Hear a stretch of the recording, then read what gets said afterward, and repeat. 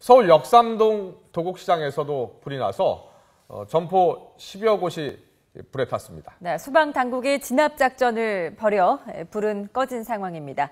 취재기자 현장에 나가 있습니다. 최현석 기자. 네, 도곡시장 화재 현장입니다. 지금 불은 완전히 다 꺼진 상태죠?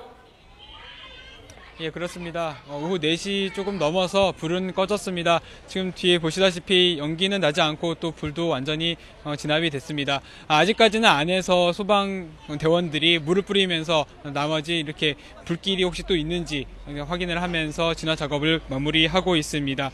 이곳 도곡시장에 화재 신고가 접수된 건 오후 3시 20분쯤입니다. 오늘 난 불로 점포 11곳 가운데 5곳이 완전히 타고 점포 6곳은 또 일부 피해를 입은 것으로 파악이 됐습니다.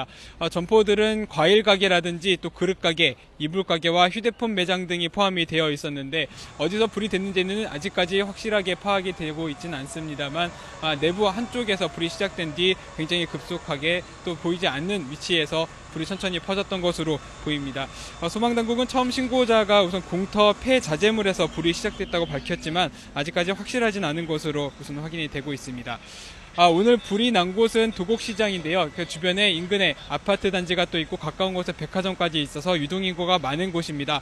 평소에 이곳을 이용하는 주민들은 오후 시간대 굉장히 활발하게 이용을 하는 이 시장에서 불이 나면서 굉장히 주변이 소란스러웠다고 이야기를 하고 있습니다.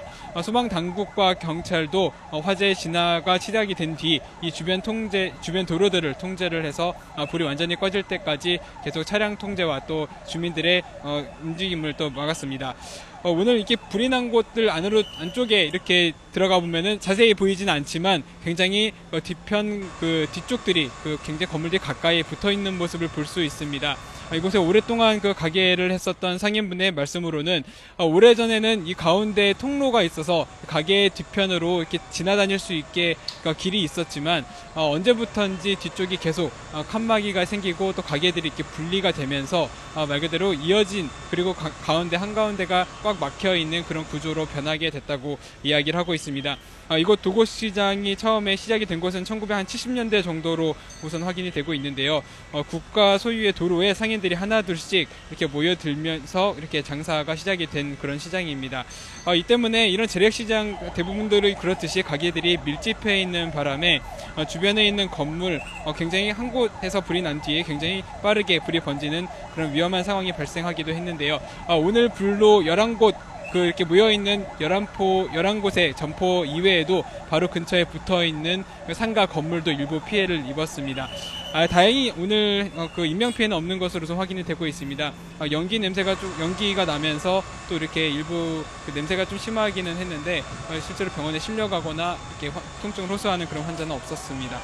경찰과 소방당국은 진화 작업이 마무리되면은 자세한 화재 경위를 조사할 예정입니다. 지금까지 서울 강남 도곡시장 화재 현장에서 YTN 최원석입니다.